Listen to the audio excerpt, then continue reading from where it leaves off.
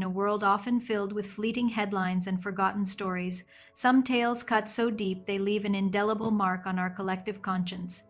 Today, we're going to talk about one such story, a story of faith, service, and an unimaginable tragedy that sparked a global conversation about tolerance and forgiveness.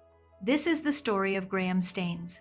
Our story begins not in India, but far away in Australia.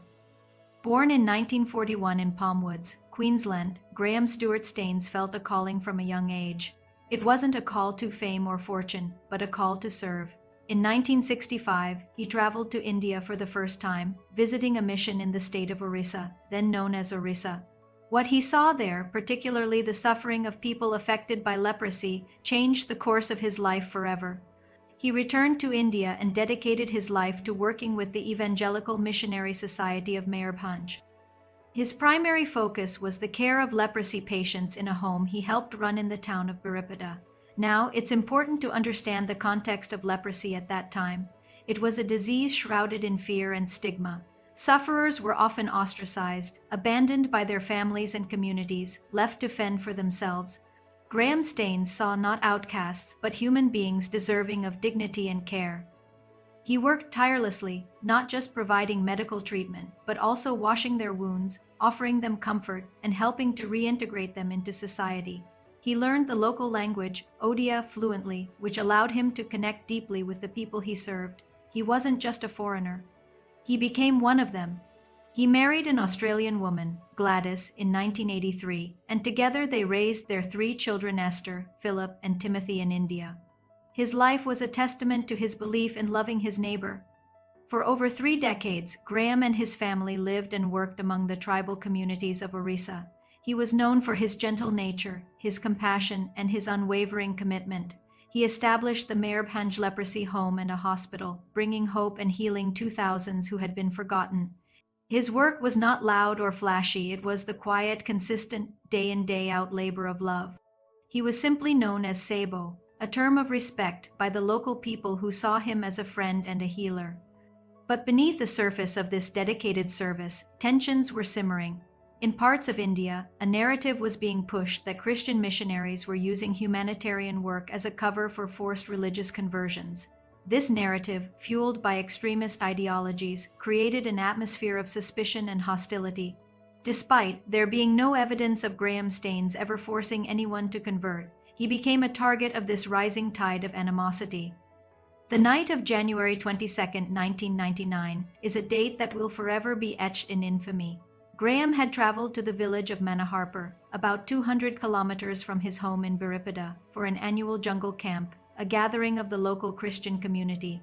That night, he and his 2 young sons, 10-year-old Philip and 6-year-old Timothy, were sleeping in their station wagon to stay warm. As the village slept, a mob, incited by extremist rhetoric, surrounded the vehicle. They blocked the doors to prevent any escape, and then, in an act of pure, calculated brutality, they set the station wagon on fire. Graham Staines and his 2 little boys were burned alive. Eyewitnesses later recounted the horrifying scene, Graham trying to shield his sons from the flames, the mob ensuring that no one could intervene to save them. The news of this horrific triple murder sent shockwaves across India and around the world.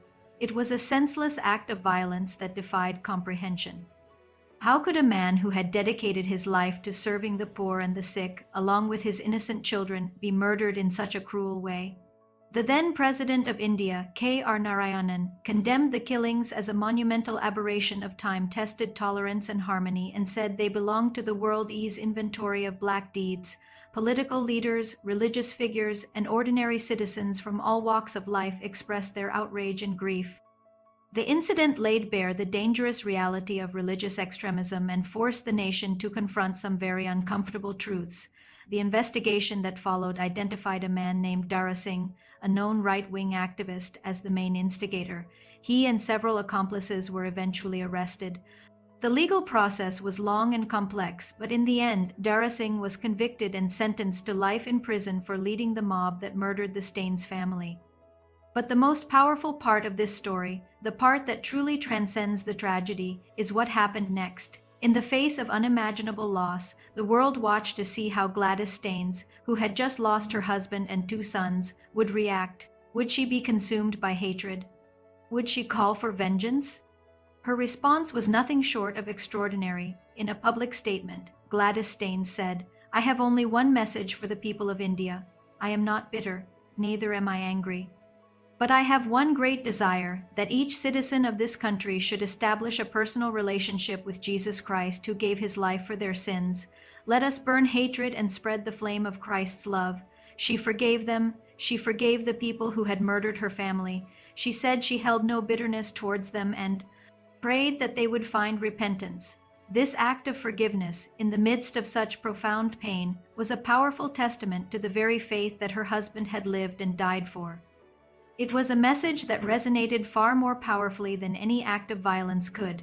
Instead of leaving India, the country where she had suffered such a devastating loss, Gladys Staines chose to stay. She continued the work she and Graham had started. She stayed to serve the people of Odisha, the very community her husband had loved so dearly. She took over the management of the leprosy home and continued to pour her life into caring for the sick and marginalized. In 2005, she was awarded the Padma Shri, one of India's highest civilian honors, in recognition of her service to the nation. A year later, in 2006, she finally returned to Australia with her daughter Esther to live a quieter life, but her legacy in India remains. The story of Graham Staines is not just a story about a missionary. It's a story about the stark contrast between hate and love, between violence and forgiveness. It's a tragic reminder of how dangerous extremist ideologies can be and how they can twist narratives to incite violence against those who are different. But more than that, it is a story of incredible courage and grace. The legacy of Graham Staines is not defined by the horrific manner of his death, but by the selfless dedication of his life and the profound forgiveness shown by his wife. The hospital he envisioned was eventually completed and named the Graham Staines Memorial Hospital, a fitting tribute that continues to provide healing and care to the people of Baripada. His life and death challenge us all to look at our own communities, to question the narratives of hate, and to choose a path of compassion and understanding. It's a story that forces us to ask, in the face of injustice, will we choose revenge, or will we choose the harder, more courageous path of forgiveness? The story of Graham, Philip, and Timothy Staines is a somber but vital chapter in modern history, one that we must never forget. Thank you for watching. If this story moved you, please consider sharing it so that more people can learn about this powerful legacy of service and forgiveness. Don't forget to like and subscribe for more stories that matter.